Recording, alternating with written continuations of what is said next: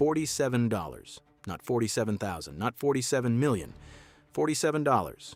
The cost of a one-night hotel stay in Crystal City, Virginia, filed twice by a software engineer who had been inside a classified defense subcontractor for 9 years. That number sat in a spreadsheet for 6 days before an internal auditor caught it. And when she pulled that single thread, just to correct a minor line item, just to balance a ledger, the thread did not break. It kept coming. What she found on the other end of that thread was not a careless accounting mistake.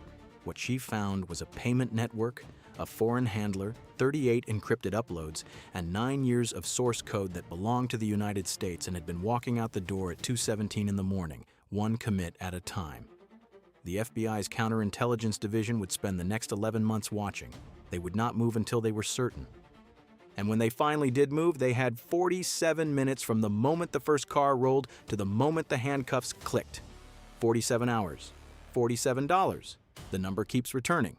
This is the story of how a single duplicate line on a travel form unraveled one of the longest-running insider operations ever traced to Chinese intelligence. It did not begin with a tip. It did not begin with a defector walking into an embassy, or a foreign asset burning a contact, or an anonymous letter slipped under the door of a field office. It began with a spreadsheet. The auditor, call her the reviewer, was not a counterintelligence officer. She was a financial compliance analyst employed by a mid-sized defense subcontractor operating in the greater Washington corridor. Her job was to reconcile travel expense submissions against payroll records and corporate accounts. She did this every quarter. She had done it for 4 years. She was good at it. On a Tuesday afternoon in the autumn of 2024, the reviewer flagged a line item, a hotel charge of $47 submitted under the engineer's employee ID. The charge matched almost perfectly a charge already processed and paid 3 weeks earlier from the same trip. The dates overlapped. The vendor name matched. The amount was identical. She marked it for follow-up, standard procedure. What was not standard was what she found when she began tracing the engineer's broader expense history. Because the duplicate charge had not been submitted to the company's reimbursement portal alone. A second submission, same date, same hotel, same amount, had been filed to a separate account. An account that did not belong to any division of the company. An account that had, over the preceding 6 years, wired $214,000 into a personal holding structure the engineer controlled. The reviewer did not know what she was looking at. She knew it was wrong. She escalated it to the company's legal department at 4:48 p.m. on a Thursday. By 9:15 a.m. the following Monday, the FBI's Washington field office had a new case on the books. They called it Operation Pale Ledger. The engineer, call him the subject, had joined the defense subcontractor in the spring of 2015. He held a top-secret clearance with access to sensitive compartmented information granted through the Defense Counterintelligence and Security Agency. His role was software development, specifically systems integration work on flight control software suites used in next-generation unmanned platforms. In plain terms, he wrote and maintained code that told certain aircraft how to fly. He was, by every documented performance review, excellent at his job. He received 4 merit-based salary increases in 9 years. He was trusted with access to the company's most sensitive internal repositories. He was given badge access to the Secure Compartmented Information Facility, the SCIF, on the 4th floor, which required a separate biometric scan and a secondary PIN entry every time the door opened. His badge logs showed no anomalies during business hours. The anomalies came at night. I spent considerable time going through the pattern of those access logs, and one detail kept nagging at me. The subject's after-hours repository activity showed a recurring timestamp cluster centered precisely on 2:17 a.m. Not approximately, not sometimes around 2. Precisely 2:17, give or take 4 minutes, on a cycle that repeated every 18 to 22 days for the better part of 7 years. That kind of clock-like regularity does not come from a developer working late. That comes from a schedule. Someone else's schedule. The FBI's counterintelligence squad understood this within the first 3 weeks of the investigation. The 2:17 timestamp was not a habit. It was a handoff window. What they did not yet know was who was on the other end. To answer that question, the Bureau opened a Title III intercept, a court-authorized wiretap covering the subject's personal devices, home network, and 2 phone numbers associated with accounts he controlled. They simultaneously requested badge access records from the company's physical security system going back to January 2018. They began a full financial trace through the Department of the Treasury and the Financial Crimes Enforcement Network, FinCEN, looking for the source of those $214,000. And they watched. They did not move. They did not approach the subject. They did not tip off the company beyond the minimum legally required for the intercept to function. 11 months of surveillance began, and the subject went to work every morning, not knowing that his world was being mapped from the outside in. The first significant development came 43 days into the operation. The financial trace hit a wall and then broke through it. The $214,000 had arrived in tranches, irregularly spaced, through a series of transfers that ran through 3 separate financial intermediaries before reaching the subject's holding account. The last intermediary was a registered import-export consulting firm incorporated in Delaware with a mailing address that turned out to be a mailbox service in Herndon, Virginia. No employees, no physical office, no clients on record. FinCEN flagged it as a procurement front. Treasury's Office of Foreign Assets Control cross-referenced the incorporation documents against a database of known foreign commercial entities operating as intelligence cutouts. They found a match, not to the firm itself, but to a signatory on the incorporation paperwork, a name that appeared in a prior counterintelligence investigation, Unresolved, from 2019. That name connected Operation Pale Ledger to China's Ministry of State Security. The MSS does not recruit by walking up to engineers at defense firms and asking them to commit espionage. The approach is slower than that and more patient, and in the subject's case, it appears to have begun not with money, but with a professional relationship. A conference, a paper co-authored with a researcher at a technology institute in a city the subject had visited on personal travel. An email exchange that looked, to anyone reviewing it casually, like 2 software professionals discussing academic topics of mutual interest. Over 18 months, that exchange deepened. The researcher became a contact. The contact became a handler. And at some point, the investigation placed it in the second quarter of 2016, the subject crossed a line that cannot be uncrossed. He pushed a code module from a restricted repository to a personal account. It was small. It was a test. The handler's response came 3 days later in the form of a wire transfer for $8,000, routed through the first of many intermediaries. The subject passed, and the operation began in earnest. Here is the thing that most people miss about this kind of insider threat. It does not feel like espionage to the person doing it. Not at first. The subject was not recruited as a spy. He was recruited as a consultant, someone providing technical insight to a foreign research institution framed as entirely legitimate professional exchange. The payments were described in his own internal records as consulting fees. The uploads were encrypted and pushed to a personal repository that he would have described, if anyone had asked, as a personal backup system. For years, no one asked. For years, the routine syncs ran on their 18 to 22-day cycle at 2:17 in the morning, and the company's security protocols did not flag them. The SCIF access logs showed the subject entering and exiting normally. The data exfiltration was happening on a personal machine connected to his home network, not on company hardware. The badge system and the data system were in different silos. Neither was watching the other. What's most surprising about this case isn't that it ran for 9 years without detection. It's that the mechanism that finally caught it had nothing to do with counterintelligence at all.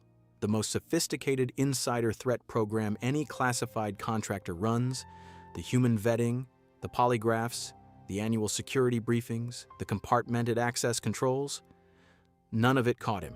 A financial compliance analyst caught him because she noticed a $47 line item appear twice on a reimbursement spreadsheet. That is not a compliment to the system. That is an indictment of it. By the time Pale Ledger opened, the subject had made 38 documented source code pushes over 9 years.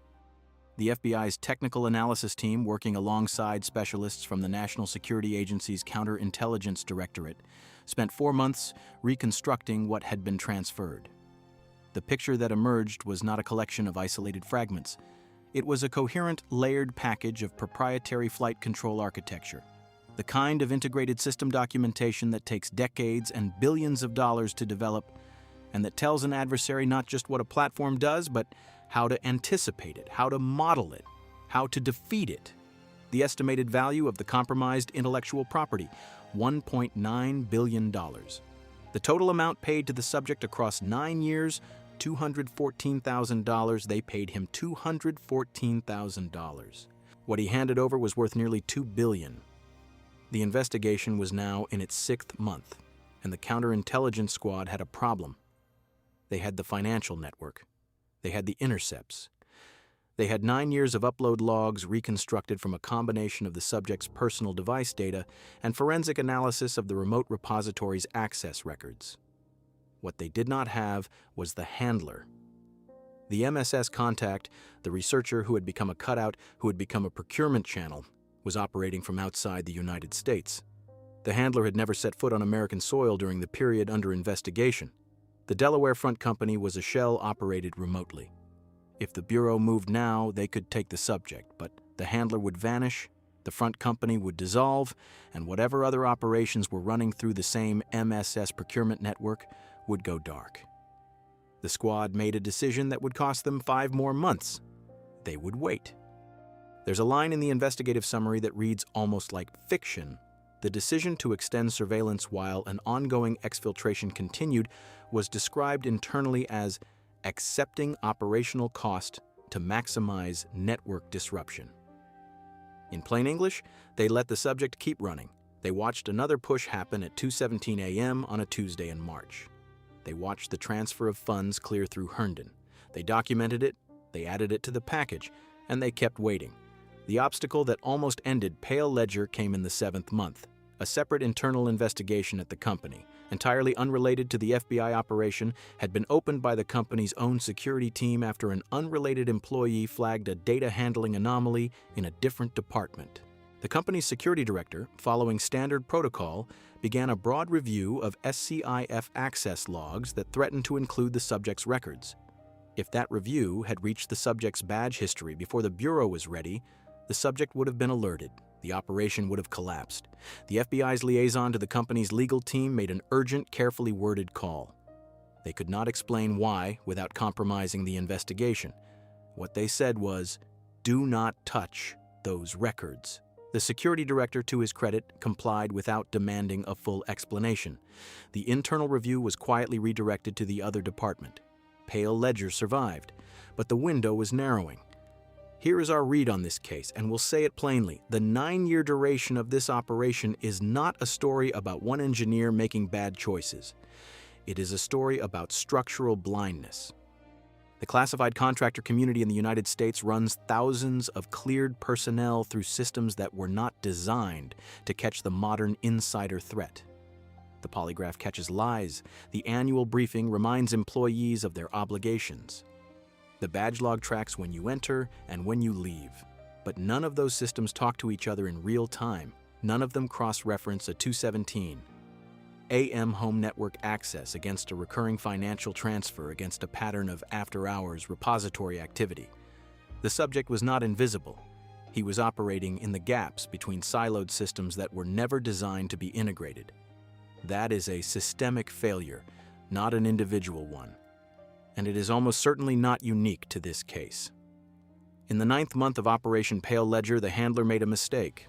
The MSS procurement network that the Bureau had been mapping used a layered communication protocol, encrypted messaging through a commercial platform with a secondary authentication channel that the subject accessed through a browser-based portal on a dedicated device. For 9 years, the handler had been disciplined. The communication was sparse, operational, no names, no explicit references to the material being transferred. Just timing signals, payment confirmations, and occasional technical queries phrased as academic discussion. In the 9th month, the handler sent a message that broke the pattern.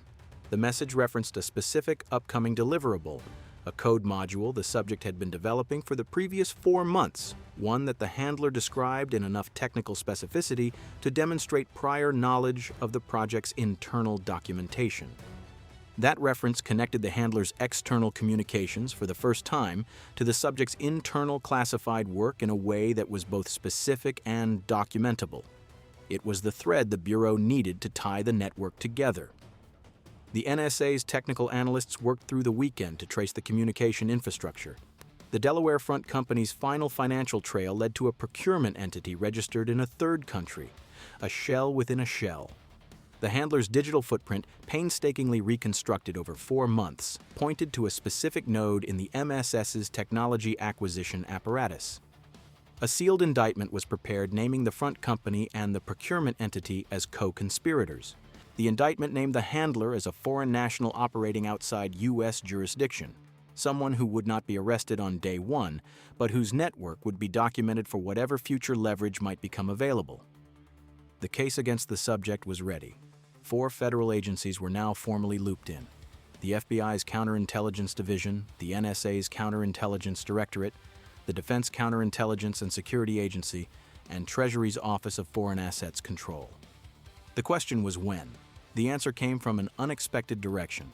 The subject had submitted a request to attend an industry conference scheduled for late September 2025, a standard professional development event pre-cleared through the company's compliance system. The conference was in Crystal City, Virginia, the same city as the hotel on that $47 receipt. The Bureau decided to use it. The plan was precise: let the subject arrive at the conference, let him check in, let him attend the morning session, then move. Moving at a public venue in controlled circumstances reduced the risk of evidence destruction at his home office, because the home office was where the Bureau needed to be simultaneously, and they needed him away from it when the search team made entry. 2 teams, 1 clock, execute, 5:43 a.m., September 18, 2025. The first car rolled from the staging area in Arlington 4 hours before the subject was due to leave for the conference.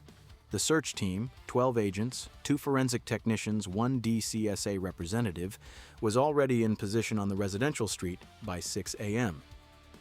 They had the search warrant. They had the floor plan.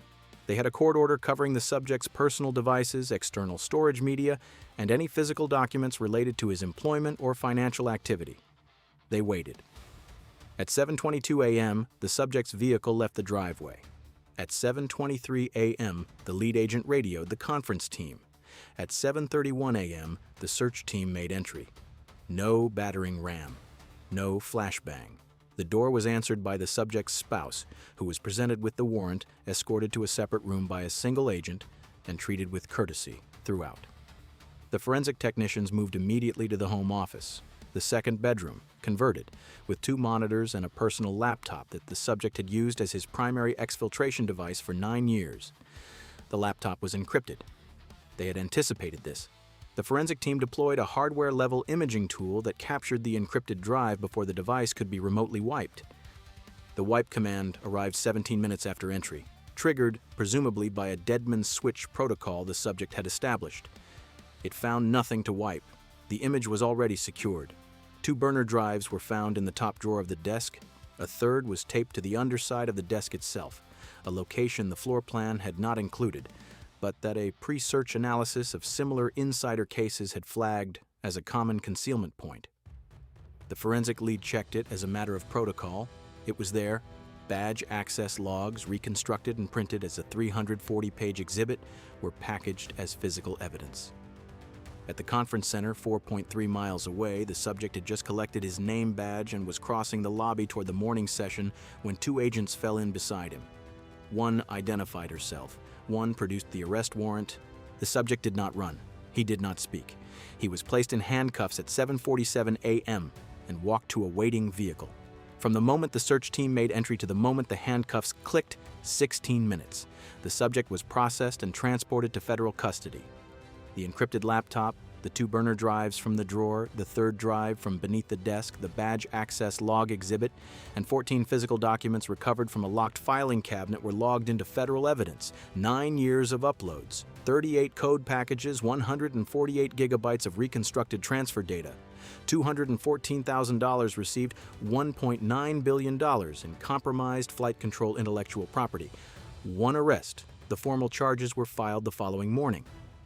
The subject was indicted under 18 U.S.C. Section 794, gathering and transmitting national defense information to a foreign government, carrying a maximum sentence of life imprisonment.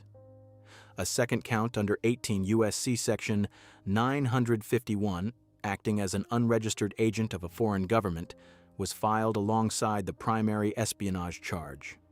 Federal prosecutors also filed a forfeiture action covering the $214,000 in payments, the personal holding account, and any assets traceable to the foreign network. The sealed indictment naming the Delaware Front Company and the overseas procurement entity was unsealed on the same day. The handler, identified in court documents only as a foreign national operating outside the jurisdiction of United States courts, was named as an unindicted co-conspirator. There is no extradition treaty in place that would bring the handler to an American courtroom. The handler is in all practical terms beyond reach. The Delaware Front Company was dissolved by the time the indictment was unsealed. The mailbox address in Herndon had been vacated. The third country procurement shell had been liquidated. The MSS network that ran through those entities had gone dark within hours of the arrest which means it had been monitoring for exactly this outcome, and the shutdown was pre-planned, and somewhere in that network there is infrastructure that will be rebuilt under a different name, with different cutouts, and with different cleared personnel who have not yet been identified. That is not conjecture. That is the documented pattern of MSS technology acquisition operations, and this one fits the pattern precisely. Put yourself in the shoes of the DCSA officer who processed the subject's clearance renewal in 2021, 6 years into an active espionage operation. The renewal questionnaire was completed accurately on its face. The polygraph showed no significant deception indicators. The financial disclosure form did not capture the holding account. The officer did the job correctly by every metric the system uses to define correct. And the subject walked out of that renewal with his clearance intact and his access confirmed, and went home that evening and pushed another encrypted commit at 2:17 in the morning. The question that does not have a comfortable answer: how many other cleared personnel are doing the same thing right now, and what would it take to catch them? Not a sophisticated monitoring system. Not a quantum encrypted audit trail. A $47 line item appearing twice on a travel reimbursement form. That is what it took. That is how thin the margin was. Would you have noticed the signal?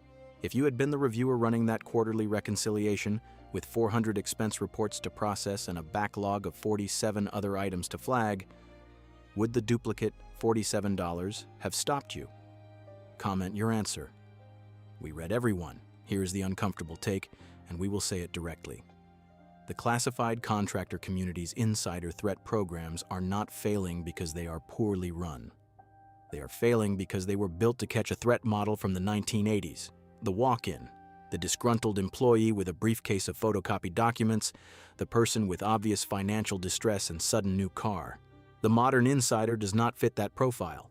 The modern insider has a clearance renewed without incident, receives merit raises, attends security briefings without blinking, and exfiltrates data from a personal device on a home network at 2:17 in the morning, encrypted over a 9-year window that falls entirely outside every monitoring system designed to catch them.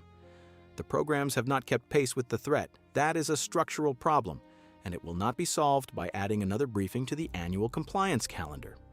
If you've ever worked in a large organization and noticed something small that didn't quite add up, a number that appeared twice, a pattern that felt off, a transfer that didn't map to any process you recognized, Bisbute, you know how easy it is to let it go.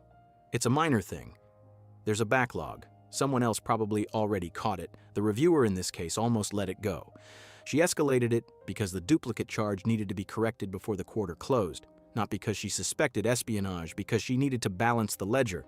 That instinct, the small professional reflex to correct a trivial error, is what broke a 9-year operation that national-level counterintelligence resources had not detected. Will the MSS rebuild this network? Drop yes or no in the comments, because the answer shapes what the next 10 years of cleared personnel security looks like in this country. If you would have missed the signal to, subscribe to Federal Casebook and tell us in the comments which thread you'd have pulled first, the duplicate expense, the 217 timestamp, or the Delaware company with no employees. The network is dismantled. The subject is in federal custody. The front company is dissolved and the handler is sitting in a city that does not extradite. What caught this operation was not a surveillance algorithm. It was not a behavioral analytics platform. It was not a polygraph or a clearance review or an insider threat monitoring program. It was a financial compliance analyst doing quarterly reconciliation on a Tuesday afternoon who noticed a number appear twice. 9 years of access, 38 source code pushes, $214,000 paid, $1.9 billion in compromised intellectual property. 4 agencies, 11 months of surveillance, 16 minutes from entry to handcuffs, 1 arrest, 1 handler beyond reach, 1 reviewer, 1 spreadsheet, 1 duplicate line, $47, 1